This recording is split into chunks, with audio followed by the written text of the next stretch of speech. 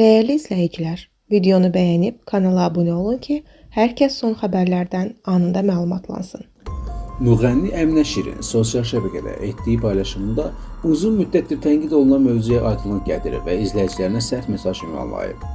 Xəbər verilir ki, sənətçi bildirib ki, Bakılı ailəsində doğulduğu üçün bu ləhcə ilə danışır və bunu qüsur hesab etmir. Bakılı ailəsində doğulmuşam, ona görə də bu ləhcə ilə danışıram. Bu səhv və ya qüsur deyil. Mənim ləhcəmə ilişməyin. İnsanlığınızdan danışın.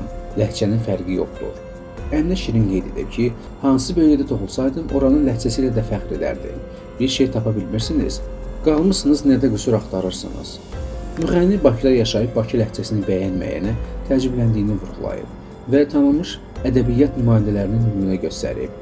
O boyda şairlərimiz olub, Zəlimxan Yaqub kimi ləhcə ilə danışıb yazan insanlar olub, onlardan da səhv tutar. Əminə Şirinin bu fikirləri sosial şəbəkələrdə geniş müzakirələrə səbəb olub.